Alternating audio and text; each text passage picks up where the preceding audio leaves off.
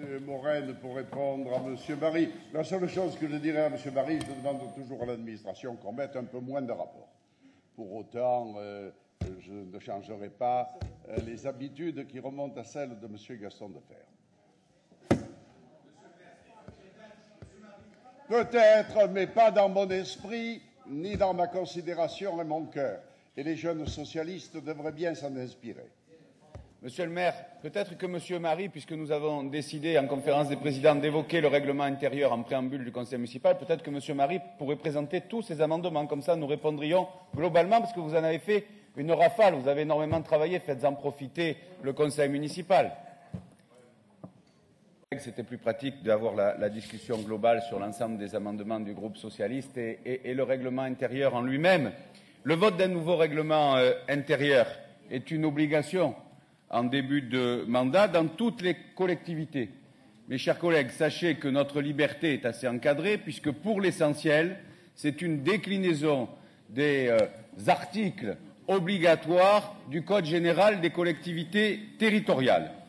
La principale innovation de notre règlement intérieur de ce début de mandat réside dans la dématérialisation des documents transmis aux conseillers municipaux. Ordre du jour, rapport et compte rendu, ce qui nous a permis à tout un chacun d'être doté d'une tablette, évidemment, uniquement pour le travail municipal. Mais cette dématérialisation n'aurait pu attendre, puisque ça correspond à une modernité, à un souci de développement durable, que de ce côté gauche de l'hémicycle, on nous félicite en préambule avant d'aborder ce qui peut effectivement faire discussion. Mais M. Marie a certainement oublié les félicitations, il se rattrapera peut-être tout à l'heure. On aurait pu aussi reconnaître objectivement notre souci d'écoute et de concertation, M. Marie. Avec la majorité que les électeurs nous ont donnée, nous aurions pu facilement imposer un nouveau règlement, sans véritable discussion. Nous ne l'avons pas fait. Avec Gérard Chenoz et René Bassineau, qui siégeaient avec moi dans la commission de préparation, nous avons eu, M. Marie, et avec M. Maury, président du groupe Front National Rassemblement Bleu Marine, nous avons eu 3 réunions de travail en présence des services des assemblées, du service juridique de la ville, qui ont toujours, comme toujours, fait preuve d'une très grande compétence. Et ce règlement ne sort donc pas comme ça. Il est le fruit d'un travail que nous avons effectué ensemble. On vous a donné satisfaction, Monsieur Marie, sur plusieurs dispositions. J'ai compté. Vous m'avez écrit une lettre, comme dit le poème. Et dans cette lettre, vous faisiez 6 propositions. Sur 6 propositions, nous en avons retenu 3. Eh bien, si le gouvernement faisait pareil au Parlement, le pays irait certainement moins mal. Alors, bien sûr, vous n'êtes pas totalement satisfait, mais on va vous dire, c'est pas très grave. Vous auriez voulu plus de conseils municipaux et plus de temps de parole, peut-être pour augmenter votre notoriété, Monsieur Marie, dans ce combat interne que vous préparez pour être désigné candidat aux législatives dans votre secteur là-bas. C'est votre droit, mais vous auriez dû constater, vous pourriez constater que cela ne sert à rien de parler longuement, continuellement, à tout propos. Regardez votre prédécesseur à la présidence du groupe socialiste. Pendant 6 ans, il est intervenu à tout bout de champ. Cela ne lui a pas réussi. Mieux vaut être court, clair et précis que long, embrouillé et ennuyeux. Alors, pour en venir à vos amendements, les conseils municipaux, le Code général des collectivités territoriales dit c'est 1 fois par trimestre, donc 4 fois par an. Depuis que vous dirigez cette ville, Monsieur le maire, j'ai eu la curiosité d'aller vérifier.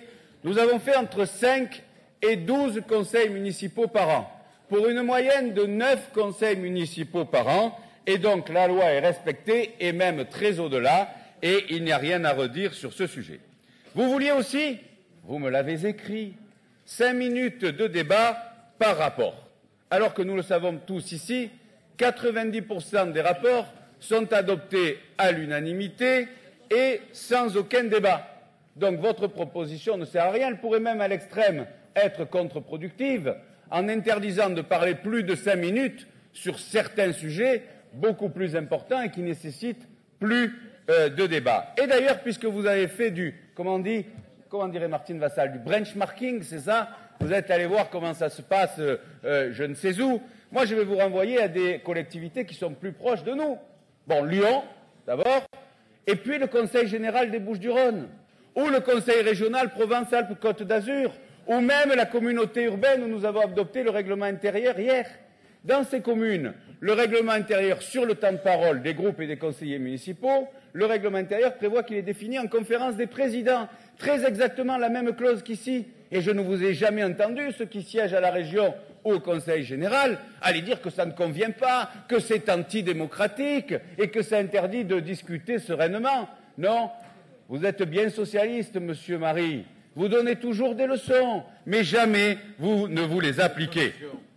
Enfin, vous vouliez, et là je cite parce que c'est trop gourmand, Monsieur le maire, et surtout mes chers collègues, en particulier ceux qui siégeaient déjà ici jusqu'en mars 2014. Vous vouliez que toute manifestation à l'encontre d'un conseiller ayant la parole dans l'hémicycle fasse l'objet d'un rappel à la loi par le président de séance.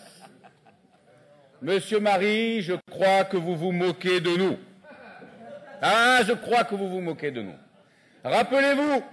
Rappelez-vous là aussi l'attitude de votre président de groupe pendant le précédent mandat, hurlant, vitupérant, vindicatif, interrompant les élus de la majorité jusqu'au maire lui-même, élevant l'inélégance en règle comportementale, au point que votre voisin, lui parfaitement courtois, M. Caselli, regardait parfois ses chaussures tellement c'était insupportable.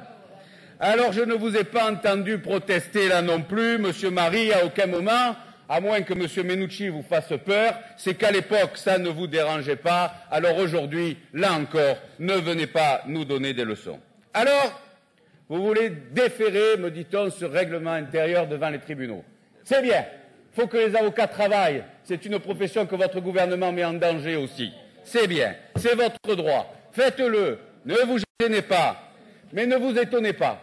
Ne vous étonnez pas que les Marseillais vous rejettent, élection après élection, parce que le règlement intérieur, allez, je vais reprendre votre expression, on m'accuse de mimétisme, ils s'en battent l'œil et le flanc gauche. Ça ne les intéresse pas.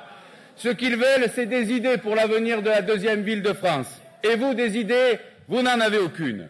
Alors voilà, mes chers collègues de la majorité, ce règlement intérieur, c'est la loi, toute la loi, rien que la loi, adoptons-le et continuons notre travail pour bâtir au service des Marseillais une ville dynamique, moderne et solidaire. Entre la gauche et le Front National est assez amusant. Je ne crois pas qu'il intéresse grand monde non plus, mais il ne trompe surtout personne, parce que me voilà donc contraint, du fait de l'intervention de M. Coppola, de vous rappeler, mesdames, messieurs de l'opposition de gauche, mes chers collègues, que si le Front National dirige aujourd'hui un secteur de 140 000 habitants, c'est parce que votre chef de file aux élections municipales a refusé de retirer sa liste. À Marseille, voilà. La réalité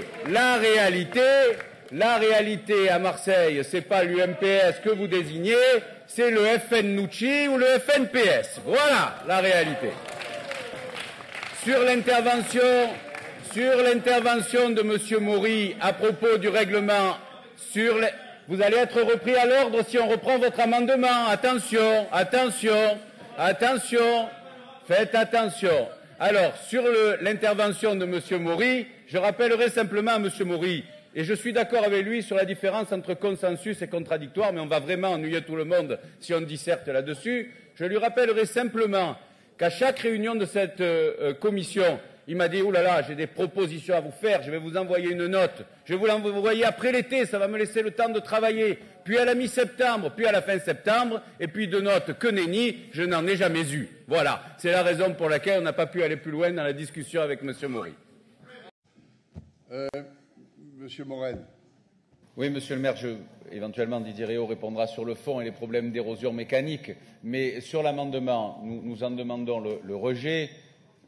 Les élus du secteur, le député Dominique Tian, le conseiller général Richard Miron, l'adjoint à la maire Didier Réau et moi-même, on n'a pas attendu le conseil municipal pour aller discuter avec les gens de la Pointe-Rouge, de la Vieille-Chapelle et les commerçants. Donc nous avons déjà eu une première réunion en interne avec les services. Nous en avons une seconde le mois prochain, puis une concertation est prévue dès la fin de l'année. Et il est bien clair dans notre position à tous ceux que j'ai cités que nous souhaitons le maintien des commerces sur la plage de la Pointe-Rouge. Et c'est même parce que nous allons mettre fin à cette érosion que le maintien des commerces sera rendu possible. Et mieux encore, les commerces qui seront choisis auront une plus grande pérennité, une plus grande sécurité grâce à cette nouvelle procédure, parce qu'au lieu de pouvoir être remis en cause tous les 2 ou 3 ans, ils pourront bénéficier d'AOT de 10 ou 12 ans. Donc nous sommes bien en phase, nous allons concerter, suivre, informer, communiquer, comme nous le faisons toujours dans ce secteur.